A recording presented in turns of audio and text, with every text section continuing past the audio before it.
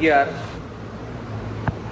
અને આઈએમપીમાં ગુજરાતીના આઈએમપીમાં 4 માર્કના જે સવાલ પૂછાય છે, 4 ગુણના સવાલ કે જે પદ્યમાંથી પૂછાય છે. એમાં પહેલું નાવિકના ભક્ત હૃદય વિશે ટૂંકનો લખો. આઈએમપી સવાલ જઈ જોઈએ. બીજો ચંદ્રહાસનું પાત્ર લેખન કરો.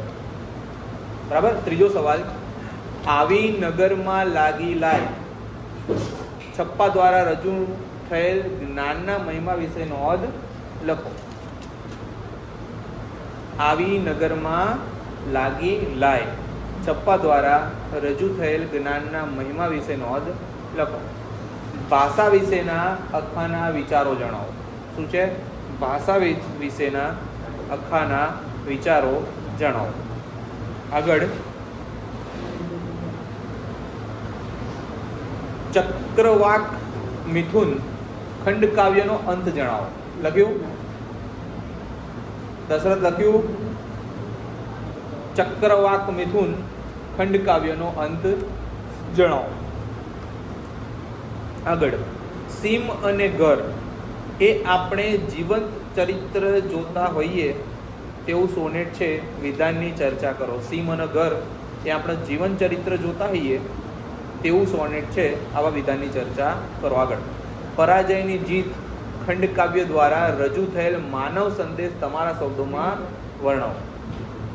આગળ અશોકનું પાત્ર લેખન કરો. અશોકનું પાત્ર લેખન કરો. બરાબર. આગળ ગદ્ય આધારિત 4 માર્કના પ્રશ્નો. ભાઈ ગદ્ય આધારિત 4 માર્કના પ્રશ્નોમાં અલી ડોસાનું પાત્ર લેખન કરો. પછી આગળ પોસ્ટ ઓફિસ વાર્તાનો અંત તમારા શબ્દોમાં લખો. લખ્યું? આગળ અમૃતાનું પાત્ર લેખન કરો. આગળ લેખકનો ભગીની પ્રેમ કેવી રીતે પ્રગટ થાય છે તે સમજાવો. આગળ જયશંકરની સુંદરી સુધીની રૂપાંતર યાત્રા તમારા શબ્દોમાં લખો. બરાબર. આગળ જમન અને જમકુનું દાંપત્ય જીવન આલેખો. આગળ બુરાઈના દ્વાર પરથી શીર્ષકની યથાર્થતા ચર્ચો. આગળ જીભ વિશેના લેખકના વિચારો તમારા શબ્દોમાં લખો.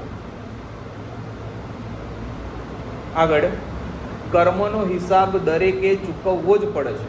આ વિધાન વાત એક શાપની કૃતિના આધારે સમજાવો. શું? કર્મનો હિસાબ દરેકે ચૂકવવો જ પડે છે. આ વિધાન વાત એક શાપની કૃતિના આધારે સમજાવો. બરાબર. આટલા મોટા પ્રશ્નો હતા. બરાબર. જે 4 માર્કના પૂછાય છે. એમ આની અંદરથી આવવાની પૂરી શક્યતા છે. બરાબર. હવે વિચાર વિસ્તાર કયો કરવો? તો વિચાર વિસ્તારમાં તમારે એક કરવું જોઈએ.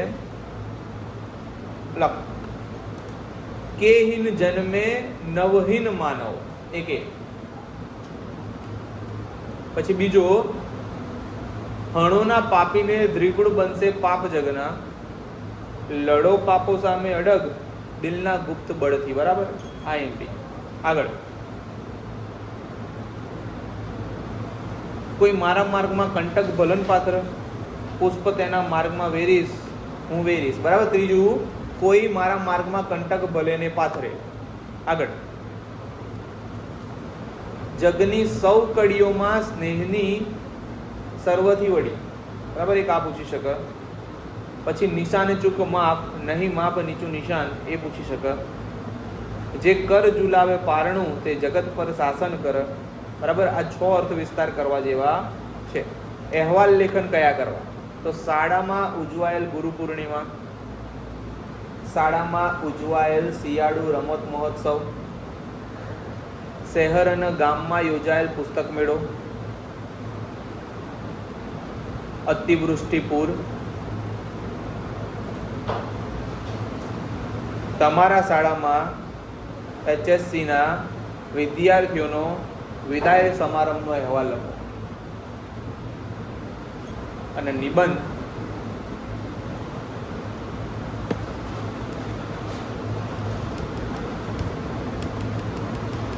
નિબંધમાં બેટા